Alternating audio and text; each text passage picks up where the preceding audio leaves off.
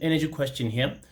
We have a ball of 8 kg mass dropped from a velocity from rest, whereby it has a speed of 0 from point A and passes point B, and then lands on point C, which is on the ground level there. And the distance from A to C is 4 meters there. Now the first question says define gravitational potential energy. Gravitational potential energy is the energy an object has due to its position above the surface of the earth. 7.2 says calculate kinetic energy of the ball at point A. Remember to show your calculation. We already know that that if an object is at rest, it's not moving, and it has a speed, that means that it does not have kinetic energy also. But let's show them. 2 marks if you got the definition right. And to calculate the kinetic energy there and prove that it's 0, we have the kinetic energy being equal to half the mass multiplied by the speed squared. So we're going to be having half a mass of 8. The speed there is 0 because it's at rest, squared there. And the answer is going to be 0 if we multiply there by 0 there, 0 joules there. 1 mark for the formula, substitution, as well as the answer there. 3 marks if you got that one right. 7.3, calculate the gravitational potential energy at point A. Gravitational potential energy is the mass multiplied by the gravitational acceleration multiplied by the height above the ground. So what we have there is a mass of 8, g is 9.8, the height above the ground is 4. Then now let's multiply. We have 4 multiplied by 9.8 multiplied by 4, 8 multiplied by 9.8 multiplied by 4, giving us a 313.6 there. So we have a gravitational potential energy of 313.6 joules there. 1, 2, 3, if that one is correct there as well. Calculate the mechanical energy of the ball at point A. Now, mechanical energy there, what is mechanical energy? Mechanical energy by definition is the sum of gravitational potential energy and kinetic energy there. So we just have to add the potential energy to the kinetic energy there.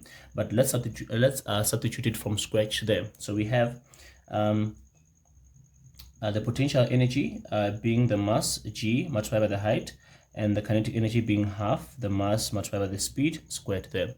So we're going to be having here a mass of 8, g is 9.8, the height is 4, plus half the mass is 8, and the speed is 0 at point A squared there because it is from rest there. It was dropped from rest there. So here we have 313.6 plus, because of that 0 over there, we have 0 there.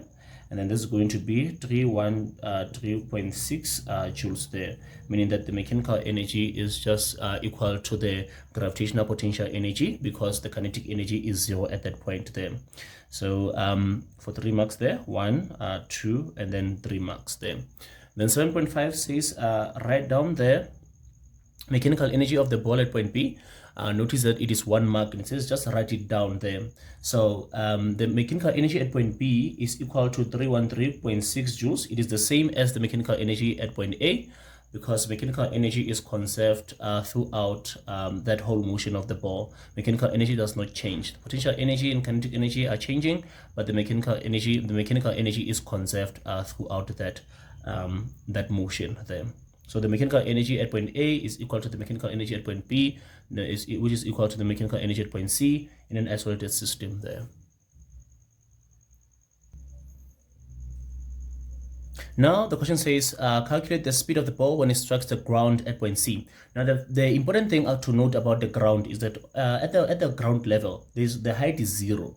That's very, very important. So we are going to use point A and point C as our initial and final positions when we use the principle of conservation of mechanical energy. It says the mechanical energy at an initial point is equal to mechanical energy at a final point. For this one, it is going to be A. This point is going to be C there. So mechanical energy, we know mechanical energy to be what? To be the sum of gravitational potential energy and kinetic energy. The same thing on the right hand side. Potential energy plus kinetic energy on the left. This is the initial potential energy, initial kinetic energy, final potential energy, final kinetic energy. And let's break it further. Initial potential energy is the mass g, initial height, meaning height at A. Kinetic energy initial is half mass speed initial squared there. And then we have mass g, height, final at point C, plus half mass speed final squared there at point C, where we are going to calculate the speed at point C, the final speed there. So let's substitute. We have here the mass of 8, 9,8, the height at point A is 4, plus half mass of 8, the speed is 0 at point A, equal to the mass is 8, g is 9,8, the height at point C is 0 there. This is at point A, by the way. This is the height at point C then is 0. That's because point C is on the ground level, so there's no height there. Plus half, the mass is 8, and we want to calculate the speed at point C there. Then now this is 313.6 plus 0.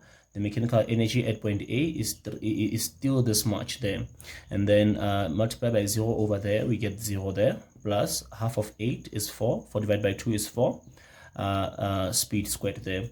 This plus 0 is still that, and same as on the right hand side, that plus 0 is still that, and then divide by 4, cancel out the 4, and the final speed squared is equal to, let's divide that answer by 4, we have 78.4 to solve, square root, and the speed is equal to, take a square root there, is equal to 8.85 there. So we have 8.85 meters per second as the speed of the ball when it gets to point C there.